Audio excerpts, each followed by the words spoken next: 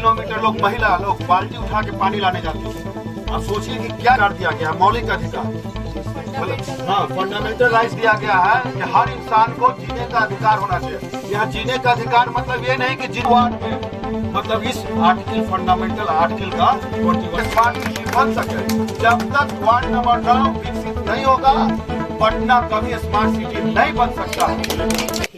प्रत्याशी मेयर पद के हैं तो हमको बहुत खुशी हुआ आपसे मतलब मिल के, बहुत ज्यादा खुशी हुआ, इसलिए इतना समस्या का बोल रहे हैं। देखिए इस वार्ड में अपना विधानसभा है, हमारे मुख्यमंत्री जी रहते हैं, गवर्नर रहते हैं, बड़े बड़े मंत्री रहते हैं, उसके बाद भी ये वार्ड जो है कि बेसिक समस्या से बहुत जूझ रहा है। जैसे कि यहाँ पर शौचालय नहीं है, कम से कम 70% पॉपुलेशन को अपना शौचालय नहीं है। आप विश्वास करेंगे हमारे प्रधानमंत्री जी पिछले 2014 में बने तो शुरू से कह रहे हैं कि शौचालय होना चाहिए, लेकिन आप विश्वास कर सकते हैं कि पटना के बीच में रहते हुए 70% पॉपुलेशन को शौचालय नहीं तो कितना प्रॉब्लम होता होगा। पीने का पानी नहीं है, 1 किलोमीटर लोग महिला लोग बाल्टी उठा के पानी लाने जाती है। आप सोचिए कि क्या स्थिति होगा। उसी तरह से नाले का प्रबंध है जी, किसी को सही ढंग से नाले का प्रबंध नहीं है ना। हाँ तो नाले का प्रबंध नहीं है, मतलब कि घर का जो पानी है चाहे थोड़ा बारिश हो गया तो चारों तरफ मतलब पानी ही पानी है। मतलब जीवन सांस लेने का नारकीय स्थिति, डेंगू का खतरा बना रहता है और भी बहुत सारी स्वास्थ्य की बीमारियां का संभावना रहता है। उसी तरह से बहुत सारी प्रॉब्लम, हम लोग सोचते थे कि प्रॉब्लम आदमी इंसान को रोटी कपड़ा और मकान चाहिए, लेकिन यहाँ रोटी से ज्यादा जरूरत हो गया है।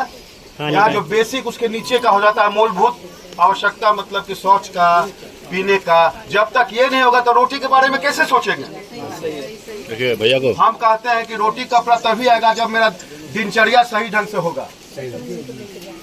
हमारे आपके हम कह रहे हैं कि हमारे संविधान में एक अनुच्छेद 21 है, अनुच्छेद 21 है आर्टिकल 21 की राइट टू लिव, इसको हिंदी में बोलते हैं जीने का अधिकार दिया गया, मौलिक अधिकार हाँ फंडामेंटल राइट्स दिया गया है कि हर इंसान को जीने का अधिकार होना चाहिए। यहाँ जीने का अधिकार मतलब ये नहीं कि जिंदा रहना, बार बार सुप्रीम कोर्ट कह चुका है जिंदा रहने का मतलब यहाँ हुआ कि उसका मूलभूत आवश्यकता जो है, जैसे शौचालय हुआ, पीने का पानी हुआ, नाला का व्यवस्था हुआ, ये सब उसको गरिमामय जिंदगी के साथ मिलना चाहिए। लेकिन वार्ड नंबर 9 में उस मौलिक अधिकार का, जीने का अधिकार का पालन नहीं होना। उसी संविधान में जहाँ के यहाँ पर 243 विधायक संविधान के पालन करने का शपथ लेते हैं, और उसी वार्ड में मतलब इस आर्टिकल फंडामेंटल आर्टिकल का 21 का पालन नहीं हो रहा है।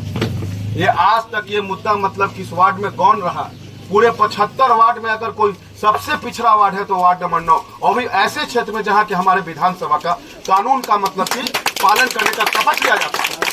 तो आपसे मतलब उम्मीद है आप भारी बहुमत से जीतिए और वार्ड नंबर 9 को विशेष ध्यान दीजिए। हम कहेंगे कि इसको विशेष वार्ड का दर्जा दिलाइए ताकि इसको विशेष फंड मिले और पटना सही में स्मार्ट सिटी बन सके। जब तक वार्ड नंबर 9 विकसित नहीं होगा पटना कभी स्मार्ट सिटी नहीं बन सकता है। जिंदाबाद जिंदाबाद जिंदाबाद जिंदाबाद। वार्ड नंबर 9 को विकसित करने के बाद ही पटना एक मतलब वर्ल्ड मैप में आ सकता है, otherwise Patna can not become a developed city.